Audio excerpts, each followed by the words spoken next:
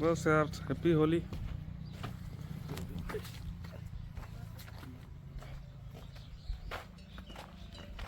होली दिन भी सांप को चैन नहीं है ना।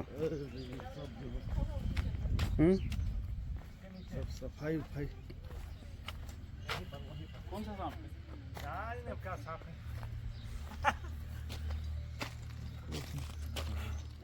हम लोग कुछ नहीं किए हैं।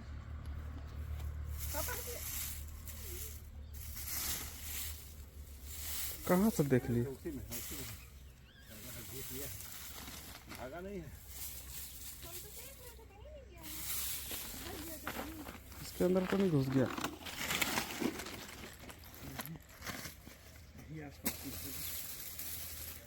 हाँ है।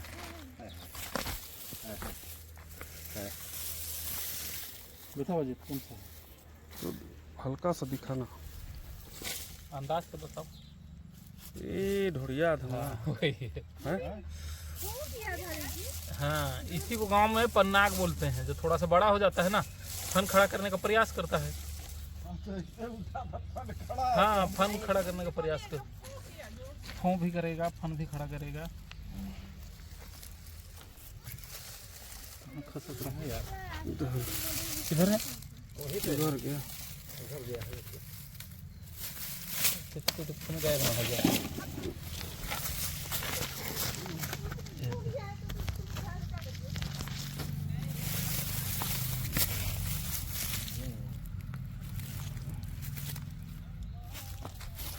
अच्छा, ये धीरे धीरे चलता है ना? हाँ, नहीं वो तिरछा चलता है, तेज ही चलता है। जब हाँ काटता है तो काटने के प्रयास कर रहा है। ये देखिए, देखिए दोस्तों, चिकेट किलबेक, पानी वाला सांप, ढोढ़िया।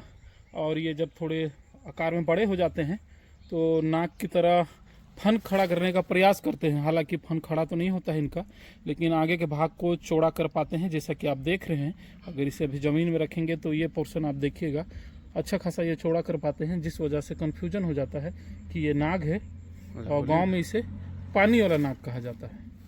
और ऐसे किसी सांप जिसमें जहर नहीं है और उसे जहरीले सांप के तौर पे पहचान की जाए तो नतीजा ये होता है कि लोग झाड़ फूँक करा देते हैं और ये सोचते हैं कि जहरीला सांप था, और झाड़ फूँक से उसकी जान बच गई। देखिए चौड़ा कर रहा है किस तरह से। होली भी है।